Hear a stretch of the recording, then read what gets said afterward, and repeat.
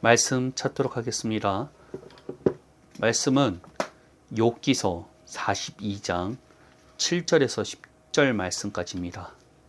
말씀은 욥기서 42장 7절에서 10절 말씀까지입니다. 다 찾으셨으면 우리가 한 목소리로 함께 읽도록 하겠습니다.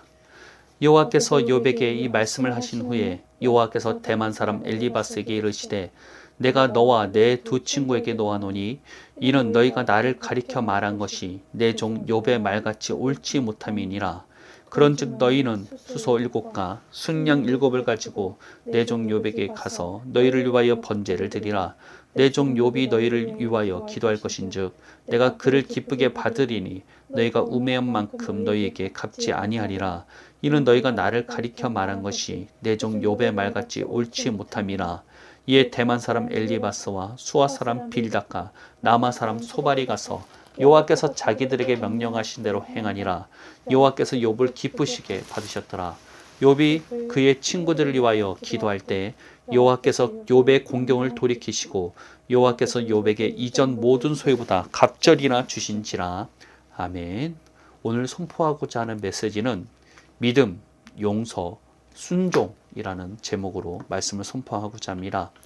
하나님의 강림은 혼란스럽기만 했던 욥과 친구들의 토론을 끝마치게 만들었습니다. 하나님을 대면한 욥은 하나님께 회개하게 되었고 욥의 세 친구들은 책망을 받게 됩니다. 그리고 하나님께서는 세 친구들에게 재물을 가지고 욥에게 가서 번제의 제사를 드리라고 명령하시게 됩니다. 욥이 그들을 위해서 기도해야만 세 친구들의 제사를 하나님께서 받아 주시겠다고 하십니다. 즉 욥이 그들을 위해서 기도하기를 거부한다면 당연히 하나님께서도 받지 않으신다는 말이 되기도 합니다. 친구들은 이제 욥에게 확실하게 사과를 해야 했죠. 욥이 당한 재난을 죄를 지었기 때문이라고 공격했던 친구들이 이제는 욥에게 용서를 구해야만 하는 상황이 다가오게 된 것입니다. 욥의 친구들은 정말로 욥을 굉장히 많이 괴롭혔습니다. 그런데도 욥은 그들을 용서해 주었기 때문에 그들을 위해서 축복을 해주게 된 것입니다. 욥은 어떻게 보면 욥의 세 친구들과 하나님 사이를 연결하는 어떻게 보면 다리 역할을 하는 자였습니다. 이후로 욥이 회복에 대한 내용들이 성경에서 소개되게 됩니다. 저는 이러한 욥을 보면서 사실 욥의 회복에 대해서 초점을 맞추게 되었습니다. 그가 재앙 속에서 다시 새로운 삶을 살 수 있었던 포인트가 친구들을 위해서 축복하였고 그 축복 후에 하나님께서는 욥을 보시고 그 공경에서 돌이키시고 이전 소유보다 갑절이나 그에게 하나님께서 주셨다는 내용들이 나오게 됩니다. 이러한 욥기를 보면서 우리는 이런 것들을 좀 깨달아야 될 것 같습니다. 우리는 하나님의 대리자로서 부르심을 받았다는 것입니다. 하나님께서 괜히 욥에게 그들을 축복하라고 명령하신 게 아닙니다. 이유는 하나님께서 그를 대리자로 삼으셨음을 나타내는 것입니다. 이와 비슷한 패턴이 아브라함과 무척 비슷하게 나타나는데요. 아브라함은 2번 자신의 아내를 누이라고 속였다가 빼앗길 뻔한 적이 있었습니다. 그 가운데 2번째 그랄 땅에 있는 아비멜렉에게 이러한 위기를 경험했었습니다. 그런데 아비멜렉의 꿈에 하나님께서 나타나시게 되어서 그 아브라함의 아내를 다시 돌려줄 뿐 아니라 아브라함은 자신의 선지자이고 이 선지자인 아브라함의 기도를 받아야만 너의 목숨이 살 것이라는 경고를 하시게 됩니다. 이에 아브라함은 이러한 그 아비멜렉의 꿈에 따라 그를 위해서 축복해주고 기도해주게 되죠. 그 이후로 어떤 일이 일어납니까? 정말로 위기 속에 있었던 아브라함이 다시 한번 회복되는 일들이 일어나지 않습니까?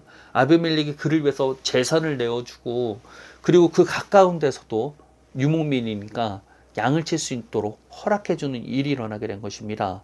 위기가 빠르게 회복으로 전환되는 일이 일어났다는 것입니다. 하나님께서는 아브라함을 선지자라고 하셨습니다. 그에게 기도를 받아야만 회복될 것을 말씀하셨다는 것입니다. 어떻게 보면 욥과 너무 비슷하지 않습니까? 욥도 그 세 친구들을 위해서 축복할 것을 명령하셨고 그들을 위해서 축복하자마자 회복되는 일이 일어났다는 것입니다. 하나님께서 욥에게 고난을 주시고 재앙을 주셨던 이유, 아브라함에게 위기를 허락하셨던 이유, 그 모든 것이 하나님의 대리자로서, 또 다른 표현이라면 하나님의 기름 부음 받은 자로서 그들을 세우기 위한 목적이 있으셨다는 것입니다. 그렇다면 우리는 이러한 하나님의 목적을 알았다면 빠르게 이런 하나님의 목적에 맞춰서 우리를 빠르게 변화시켜야 되지 않겠습니까? 그렇게 이 시간에는 우리가 어떻게 하면 하나님의 목적에 맞게 자기 자신을 빠르게 변화시킬 수 있는지에 대해서 나누어 보고자 합니다. 첫 번째, 우리는 자신의 부르심을 진지하게 받아들여야만 한다는 것입니다. 아브라함의 아내를 취한 아비멜렉에게 하나님께서는 꿈에서 나타나 경고하셨다고 했습니다.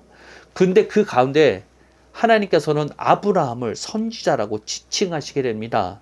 선지자에게 기도를 받아야만 살아남을 수 있다고 말씀하십니다. 아브라함 스스로 이 말씀을 들었을 때, 아비멜렉을 통해서 그 꿈에 대한 내용을 들었을 때 어떤 마음이었을까요? 이전에도 자신의 아내를 누이라고 속였다가 빼앗긴 적이 있었는데 그것이 2번이나 일어났습니다. 굉장히 자신을 선지자라고 지칭했을 때 부끄럽지 않았겠습니까? 야, 너 하나님의 선지자였네? 근데 나를 속여? 이런 말을 듣는다는 게 얼마나 부끄러웠을까요? 하나님이 그를 선지자라고 지칭하였다 할지라도 이것을 받아들인다는 것은 쉬운 일이 아니었을 것입니다.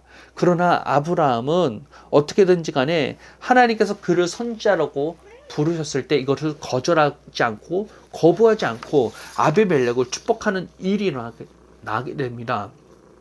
우리는 중요한 건 나 스스로의 판단, 내 자신을 판단하는 것보다 더욱더 중요한 건 하나님의 판단이 무척이나 중요하다는 것입니다. 사도 바울 역시도 남의 판단과 스스로의 판단을 하지 않는다고 합니다. 고린도전서 4장 3절에서 4절 말씀을 읽어드리도록 하겠습니다. 너희에게나 다른 사람에게나 받는 것이 내게는 매우 작은 일이라 나도 나를 판단하지 아니하노니 내가 자책할 아무것도 깨닫지 못하나 이로 말미암아 의롭다함을 얻지 못하노라. 다만 나를 심판하는 이는 주시니라. 중요한 것은 하나님께서 자기를 어떻게 판단하냐라는 것입니다. 아브라함은 2번째 자신의 아내를 누이라 속여 어려움 속에 처하였지만 하나님께서는 그를 자신의 선지자라고 불러주셨습니다. 아브라함은 그것을 받아들이고 아비멜렉을 위해서 기도할 수가 있었죠. 이와 같이 우리의 부르심을 진지하게 받아들여야 된다는 것입니다. 우리 스스로 판단하는 것은 포기하고 하나님의 말씀으로 나를 판단하여야만 된다는 것입니다. 요한복음 1장 12절 말씀은 이와 같이 선포하고 있습니다. 영접하는 자, 곧 그 이름을 믿는 자들에게는 하나님의 자녀가 되는 권세를 주셨으니 우리가 예수님을 영접할 때 우리가 기도를 많이 하든 안 하든 간에 관계없이 우리는 하나님의 자녀가 되는 권세를 갖게 되었다는 것입니다. 하나님의 판단은 우리가 하나님의 자녀라는 것입니다. 그것은 우리의 노력과 공로를 통해서 얻어진 게 아닙니다. 예수님의 피값을 통해서 우리에게 이미 주어진 것이라는 것입니다. 그런데 이러한 것들은 우리가 지식적으로 알고 있다고 해서 우리가 한번 감동을 받았다고 해서 내 안에서 만들어지는 것이 아니라는 것입니다. 계속해서 하나님과 관계를 맺으며 하나님과 통해서 이것이 그 경험되어질 때 우리 안에서 하나님의 자녀됨이 내 안에서 자리 잡게 된다는 것입니다. 그 가운데 가장 빠르게 내 안에서 자리 잡게 하는 방법 중에서 하나가 암송이며 묵상이라는 것입니다. 암송은 단순하게 외우는 것이 아니라 이것을 외우기 위해서 계속해서 입으로 말하는 것을 암송이라고 말하죠. 묵상은 단순하게 생각하는 것이 아니라 우리가 입으로 중얼거리는 것을 성경에서는 묵상이라고 말하고 있다는 것입니다. 말은 우리의 의식을 새롭게 하는 능력이 있습니다. 우리가 정말로 하나님의 판단을 있는 그대로 받아들이고 싶다면 우리의 의식부터를 새롭게 해야만 한다는 것입니다. 말씀 암송을 통해서 묵상을 통해서 우리는 우리 자신에게 하나님의 말씀을 통해서 우리의 의식을 새롭게 할 수 있다는 것입니다. 만약 욥이 자신의 친구들을 위해서 축복기도 하라고 했는데 나는 그럴 만한 사람이 아닌데요라고 했다면 어떤 일이 일어났겠습니까?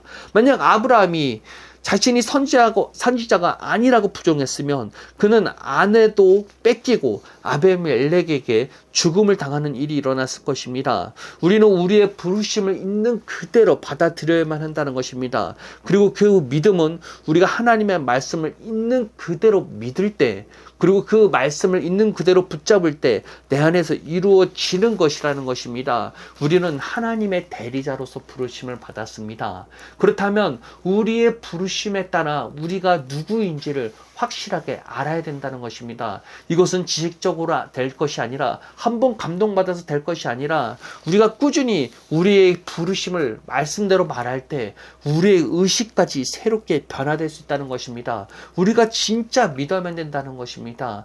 우리 안에 우리의 의식이 변화되지 않고 믿는다는 것은 사실상 믿지 않으면서 믿는 것과 마찬가지라는 것입니다. 하나님의 말씀을 말함으로써 우리의 의식을 새롭게 하시길 바랍니다. 두 번째, 우리들이 하나님의 의도대로 빠르게 변화되려면 용서하는 자가 되어야만 합니다.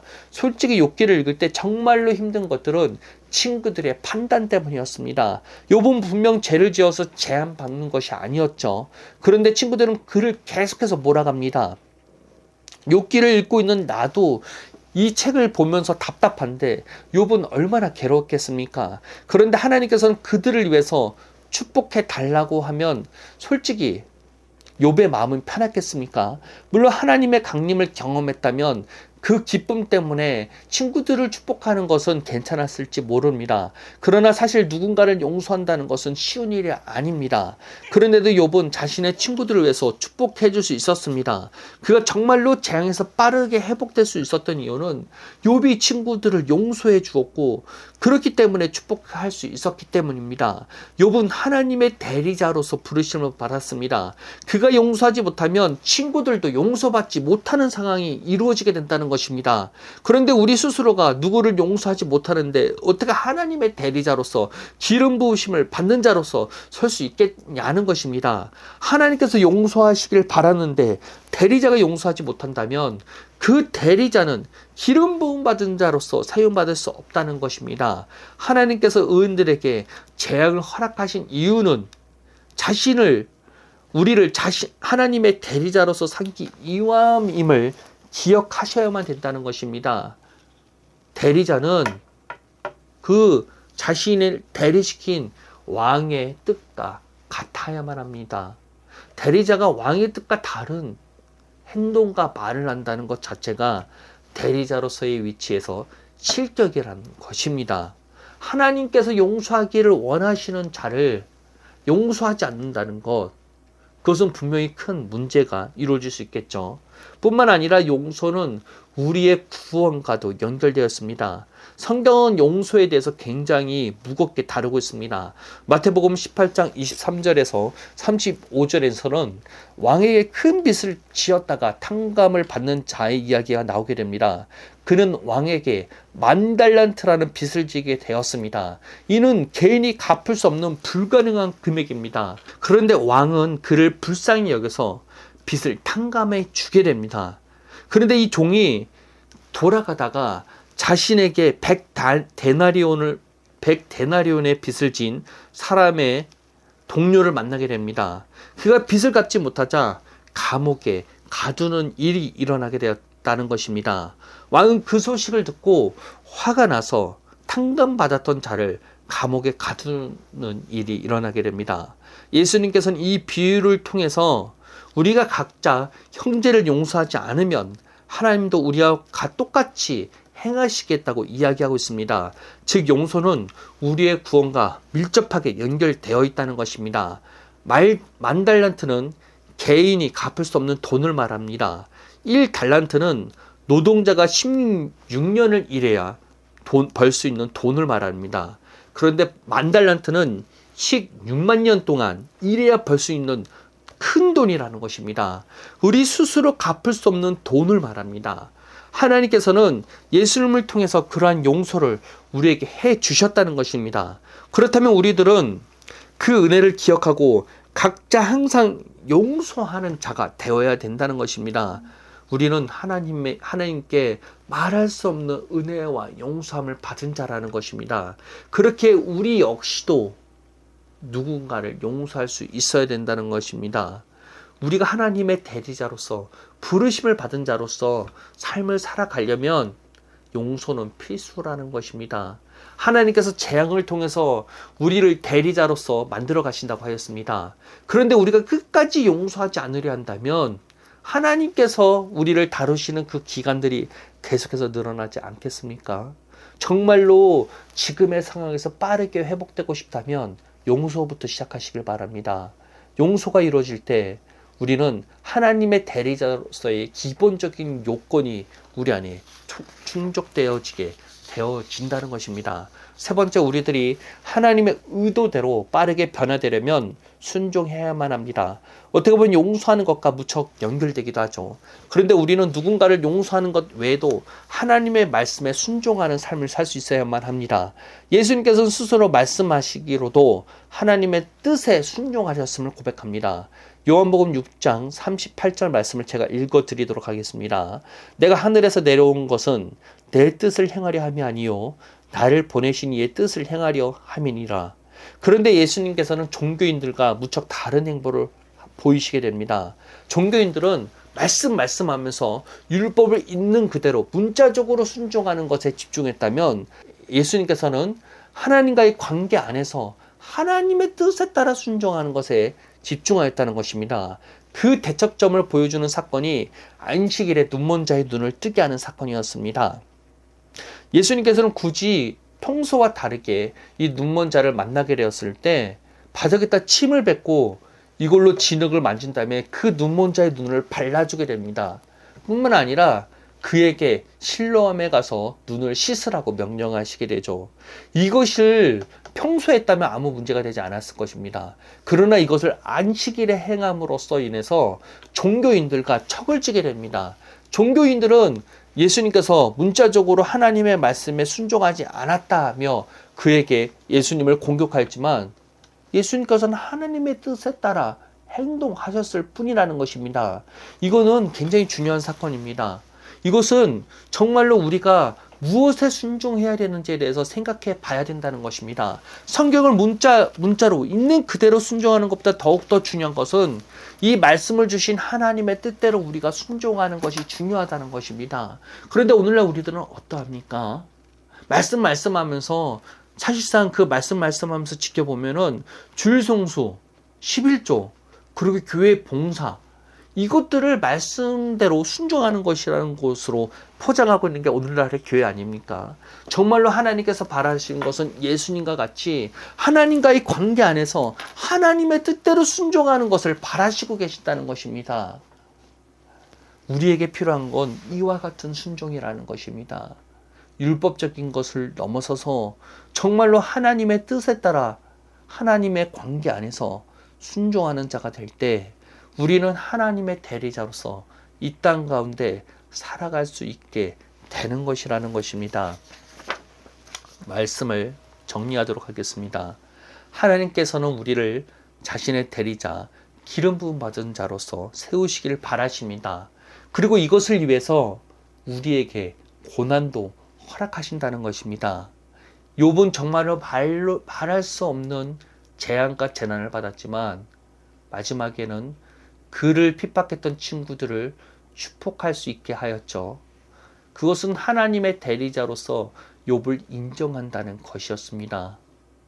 아브라함 역시도 비록 자신의 실수를 통해서 그러한 고난과 어려움 속에 빠지게 되었지만 하나님께서는 그를 선지자로 인정하셨고 아브라함을 통해서 기도를 받을 때 그 아비멜렉도 살아남게 되었고 아브라함도 어려움 속에서 회복의 전환을 빠르게 경험하게 되었다는 것입니다.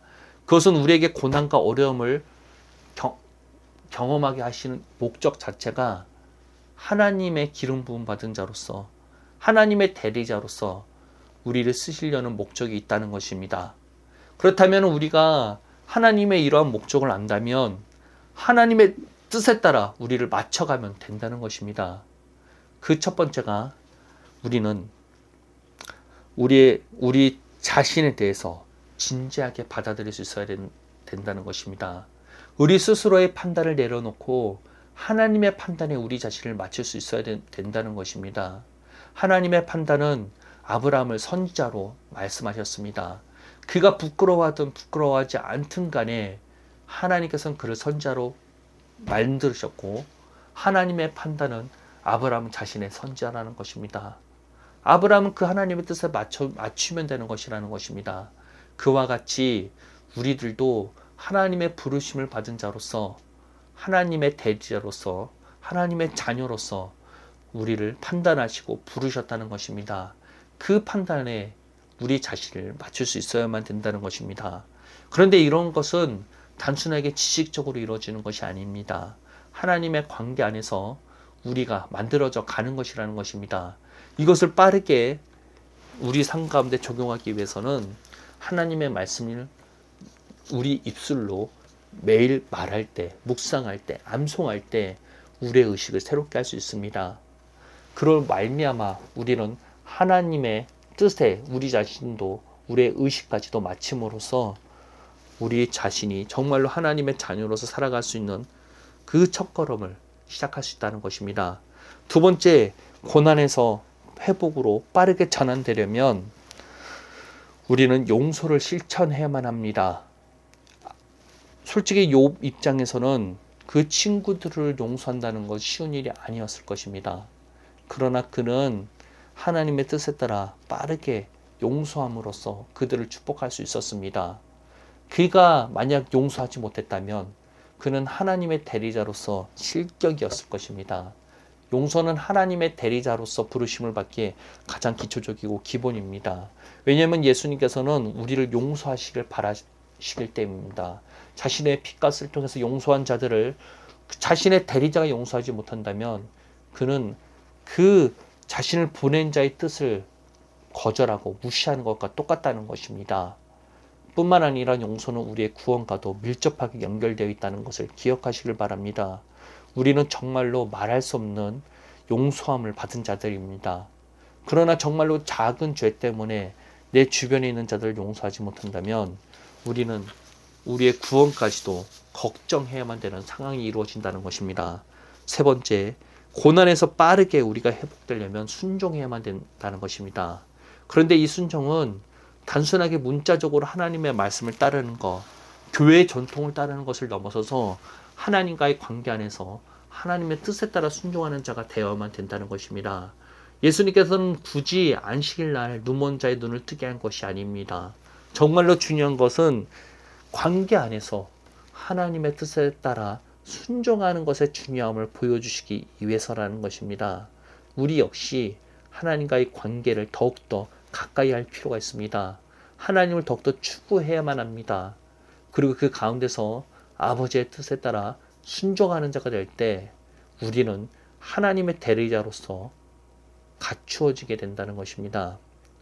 우리의 부르심은 단순하지 않습니다. 우리의 부르심은 하나님을 대신해서 이 땅 가운데 하나님의 뜻을 전하고 하나님을 나타내는 부르심을 받은 자들이라는 것입니다. 우리는 기름 부음 받은 자들이며 우리는 하나님의 대리자입니다. 그 사실을 깨닫고 하나님의 뜻에 따라 스스로를 변화시키기 위해서 하나님께 기도하고 몸부림칠 수 있는 나와 여러분이 될 수 있기를 예수님의 이름으로 축복합니다. 기도하겠습니다. 하나님 감사합니다. 고난 가운데 우리가 스스로 깨닫기를 원합니다. 우리에게 주어지는 시련과 어려움들이 단순하게 재수가 없어서 이루어지는 일들이 아니라 우리가 정말로 하나님의 사람으로서 하나님의 부르심을 받은 자로서 만들기 위한 하나님의 목적임을 바라봅니다. 우리 모두는 왕과 같은 제사장이요 우리의 모두는 기름 부음 받은 자로서 부르심을 받았습니다.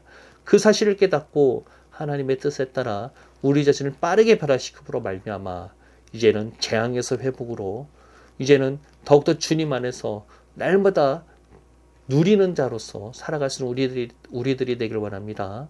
하나님 이 시간 우리 가운데 날마다 함께하여 주시고 한 주 동안 우리가 살아갈 때 날마다 주님을 나타내는 자가 될 수 있도록 우리를 이끌어 주옵소서. 예수님의 이름으로 기도합니다. 아멘.